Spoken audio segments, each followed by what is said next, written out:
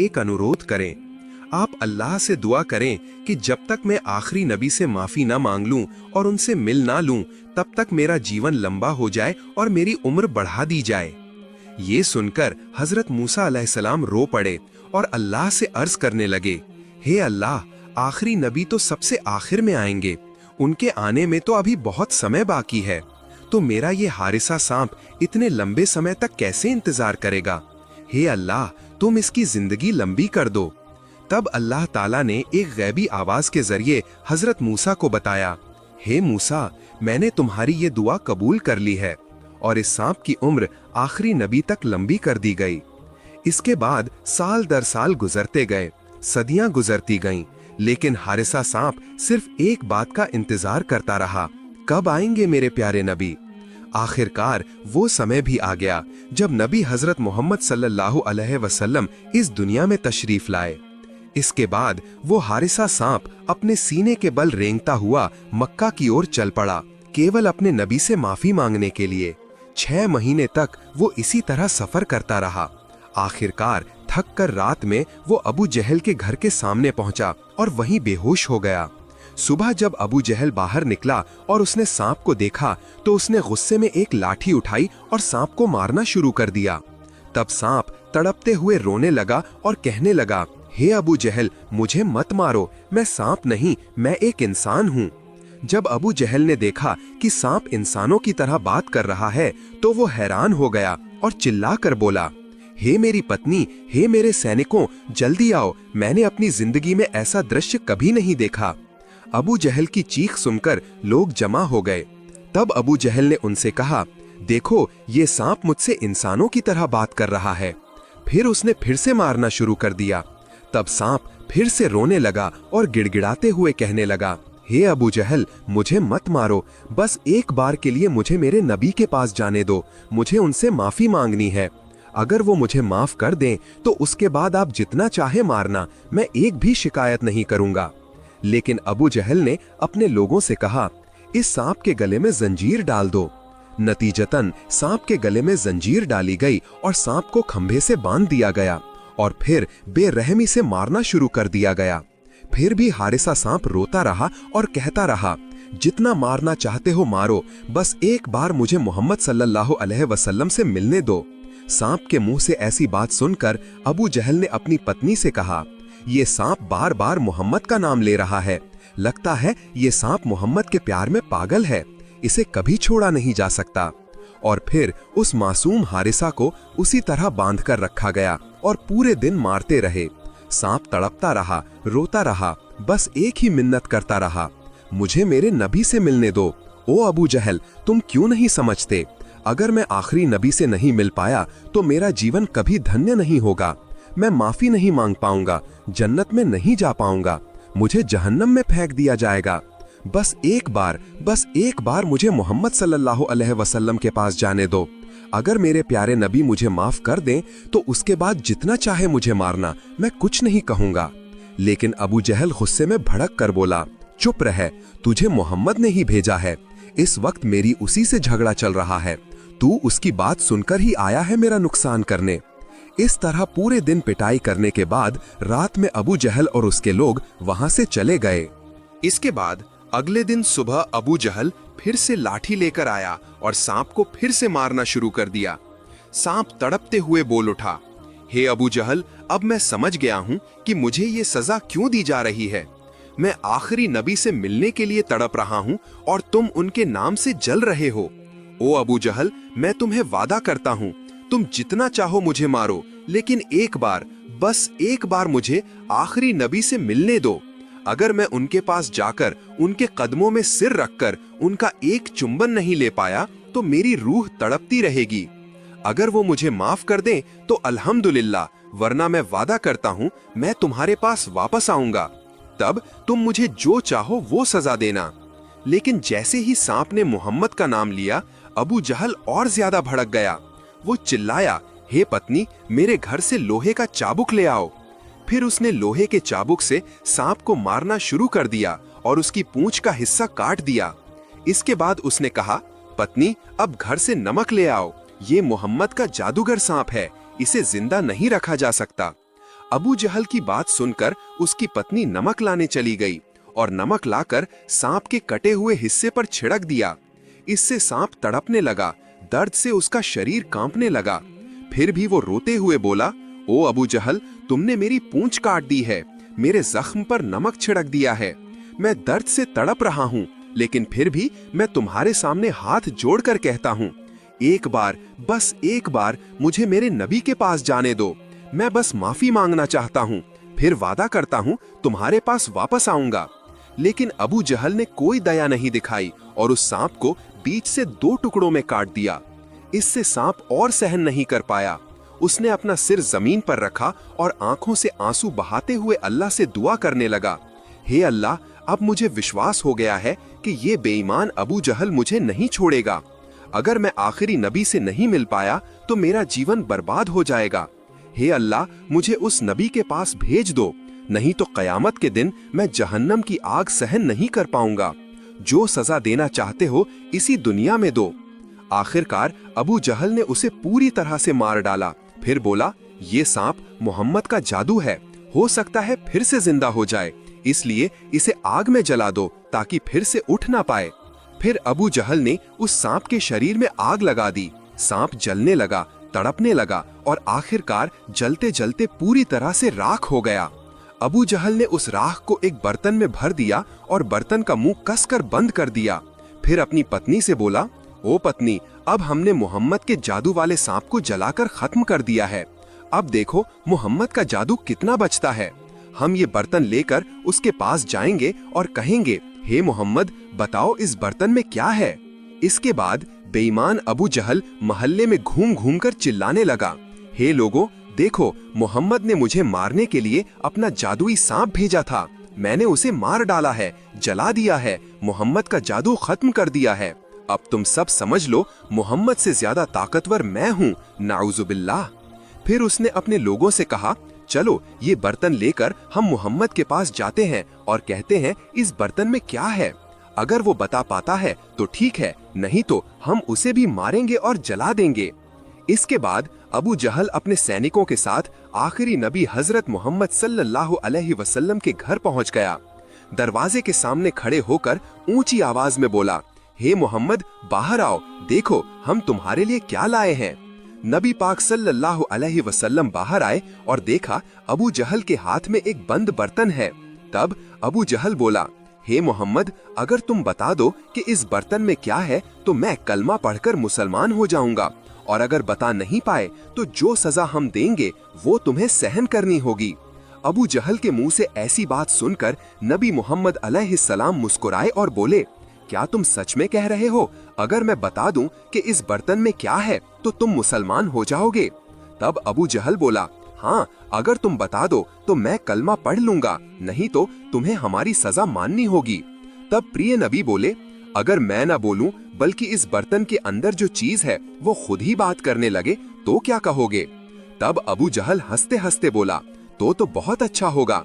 अगर बर्तन के अंदर की चीज खुद ही बात करे तो सबके सामने बात साफ हो जाएगी और तब मैं देर ना करके कलमा पढ़कर मुसलमान हो जाऊंगा।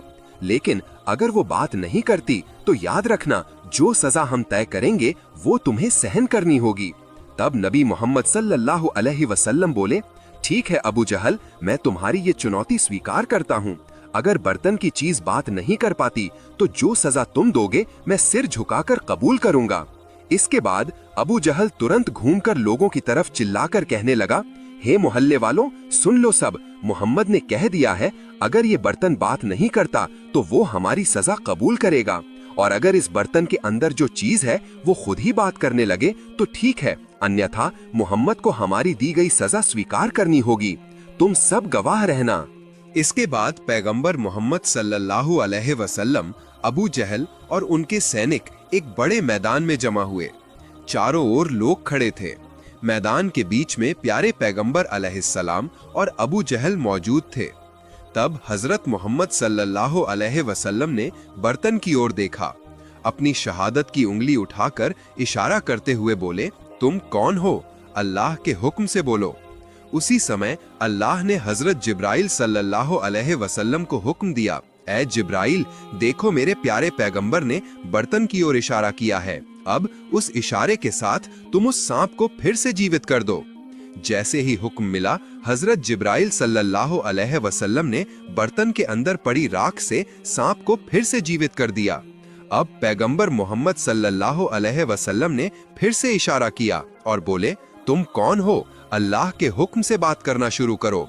तभी बर्तन के अंदर से एक दर्दनाक आवाज आई। सांप ने कहा, पैगंबर जी, मैं मूसा नबी का उम्मती हूँ, मेरा नाम हारिसा है। मैं तो सिर्फ आपसे माफी मांगने मदीना से आया था। मैं 6 महीने तक अपनी छाती के बल चलकर सफर किया हूँ। इतना चला हूँ कि थक कर एक दिन अबू जहल के घर के सामने थोड़ी देर आराम करने लगा। थोड़ा सो गया था, लेकिन उस बेईमान ने मुझे देखकर बांधकर मारना शुरू कर दिया। मैंने बहुत समझाया था, मुझे सिर्फ मेरे पैगंबर से मिलने दो, लेकिन उसने मेरी एक बात भी नहीं सुनी। उसने मुझे जंजीरों से बांध दिया, दिन रात मारा, फिर जला दिया और मेरी राख इस बर्तन में बंद कर दी। सांप के मुंह से ऐसी बात सुनकर पैगंबर मोहम्मद सल्लल्लाहु अलैहि वसल्लम ने अबू जहल की ओर देखा और बोले, क्या अब तूने देखा तेरे इस बर्तन में क्या था? अबू जहल कांप उठा और तभी वो हारिसा सांप बर्तन से बाहर निकल आया। फिर वो अबू जहल की ओर गुस्से में दौड़ने लगा। अबू जहल डर के मारे चिल्ला उठा, ऐ मोहम्मद, तुम्हारा सांप मुझे मार डालेगा, इसे रोको, जल्दी रोको। सांप दौड़ते दौड़ते कह रहा था, पैगंबर जी, इसने मुझे बहुत कष्ट दिया है, बहुत जुल्म किया है, आज मैं इसे खत्म कर दूंगा। अबू जहल डर के मारे कहने लगा, मोहम्मद, मैं कुछ समझ नहीं पा रहा हूँ, तुम्हारा सांप मुझे मार डालेगा। तभी प्यारे पैगंबर मोहम्मद सल्लल्लाहु अलैहि वसल्लम ने नरम लहजे में आवाज दी, हारिसा, रुक जाओ, उसे छोड़ दो। सांप कुछ दूर जाकर रुक गया।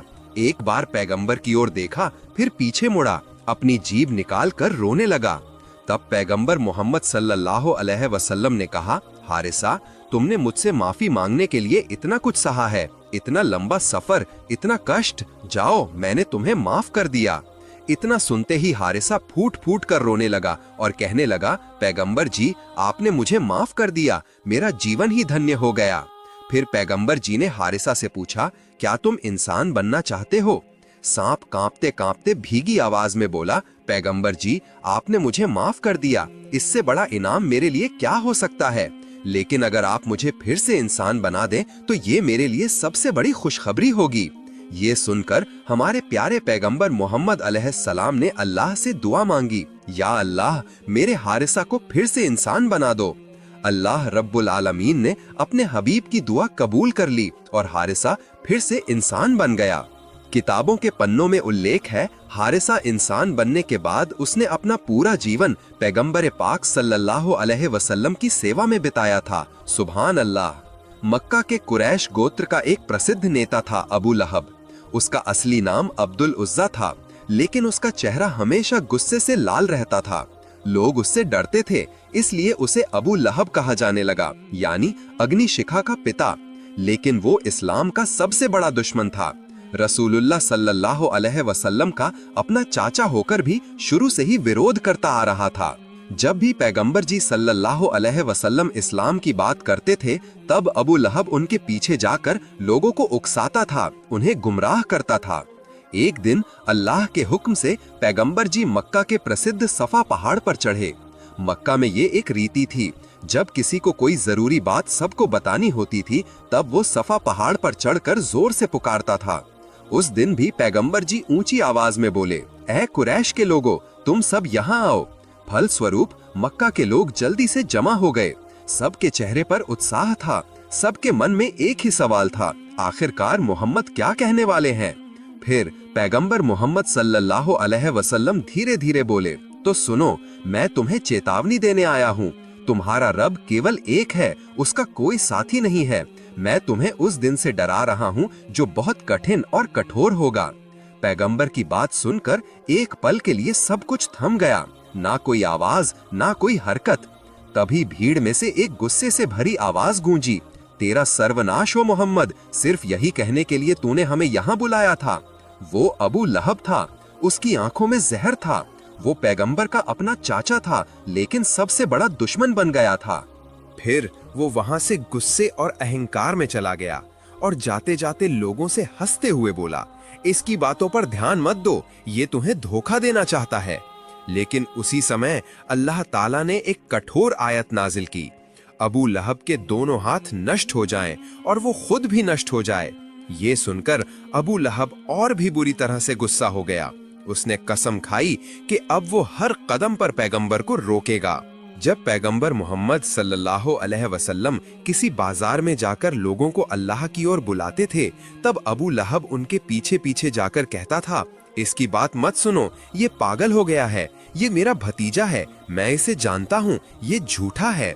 फिर जब भी पैगंबर को लोगों के साथ नमाज पढ़ते देखता, तब अबू लहब वहां पहुंच जाता और उनका उपहास करता। उसने कहा, देखो इसे, ये कहता है कि सिर्फ एक अल्लाह की इबादत करो, ये चाहता है कि तुम अपने बाप दादाओं का रास्ता छोड़ दो।